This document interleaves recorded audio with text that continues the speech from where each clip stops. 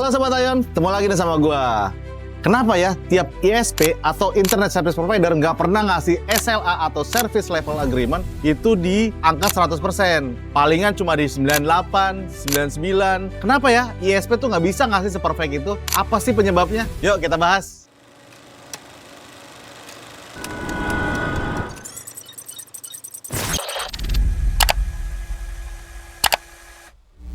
Dalam dunia internet, SLA adalah persentase waktu internet kamu dijamin aktif dan normal. Sama kayak usaha yang lain, misal di restoran, pasti ada servis yang dijanjikan untuk pengusaha restoran untuk menjaga rating kepuasan konsumennya. Kalau di dunia internet, yang namanya SLA.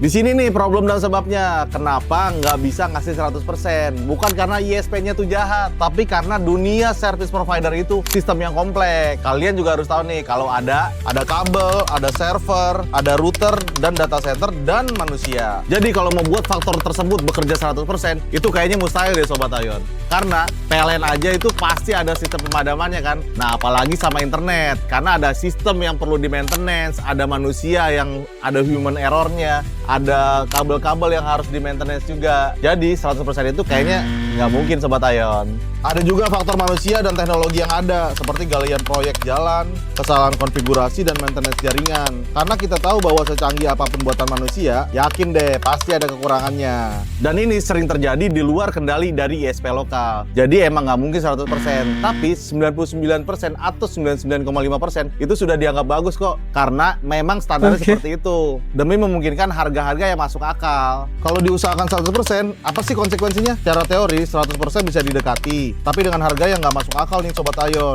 Konsekuensinya jalur cadangan itu ada di mana-mana, server yang berlapis, teknisi yang standby 24 jam, dan biayanya pasti sangat mahal. Itu sebabnya SLA 100% itu hanya mitos marketing. Jadi ingat ya, kalau ada yang ngasih 100%, itu kayaknya hampir mustahil Sobat Ayon. Mendingan kita ngomongin jujur sama konsumen, tapi itu cukup memuaskan buat konsumen. Kayak Ayon Network. Jadi sebelum kalian berlangganan internet, khususnya broadband dan dedicated, kalian harus tahu banget nih 3 faktor ini, yaitu SLA-nya atau Service Level Agreement-nya, terus perusahaan yang transparan, kemudian maintenance-nya itu yang cepat, kayak Ayon Network. Kalian jangan ragu lagi nih untuk menggunakan Ayon Network, karena dari Service Level Agreement-nya kita udah cukup baik, penanganannya cukup baik, dan internetnya sangat terjangkau dan pasti prima buat kalian. Udah gitu aja ya untuk informasi kali ini. Mudah-mudahan konten ini bermanfaat banget buat kalian. Kalau ada pertanyaan-pertanyaan seputar internet, kalian jangan ragu-ragu nih untuk tulis di kolom komentar. Jangan lupa like, share, and comment. Dan jangan lupa juga untuk subscribe, biar konten-konten ini makin bermanfaat nih buat kalian.